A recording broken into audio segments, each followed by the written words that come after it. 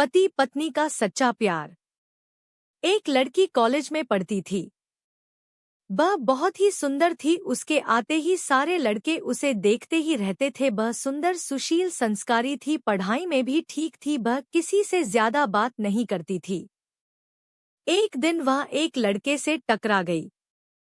वह लड़का भी बहुत सुंदर था। दोनों में प्यार हो गया और दोनों की शादी हो गई। वह हमेशा अपनी पत्नी की तारीफ किया करता और उसे बहुत प्यार करता। कुछ साल ऐसे ही बीत गए। वह हमेशा अपनी पत्नी को प्यार करता और सबसे उसकी तारीफ करता।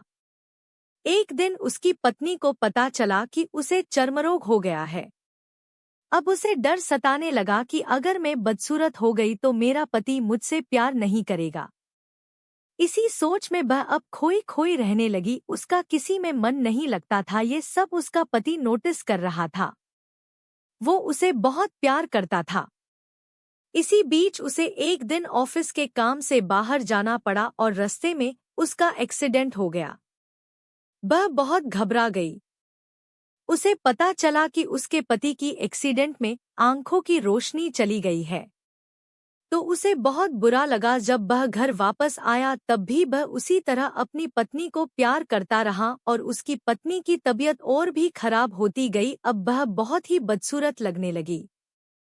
तब भी दोनों बहुत ही खुशी से अपना जीवन बिताने लगे, लेकिन उसकी सुंदरता खोती चली गई और एक दिन उसकी मौत हो गई।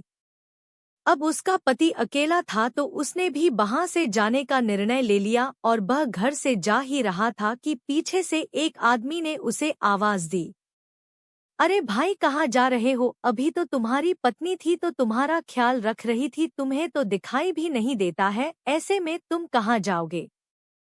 तब वह पलटा और बोला, भाई, अब मेरा यहाँ मन नहीं लगता है। जब तक मेरी पत्नी थी तो उसे देखता रहता था, अब इस घर में मन नहीं लगता। तो वह आदमी बोला, लेकिन तुम्हें तो दिख ही नहीं देता है, ऐसे में तुम कहाँ जाओगे?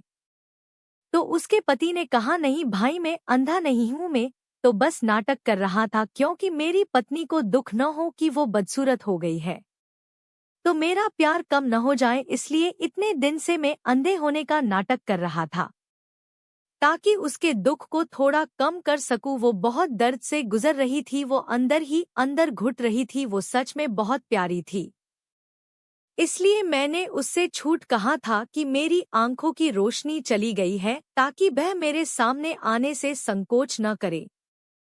ऐसा कहकर वो चल गया।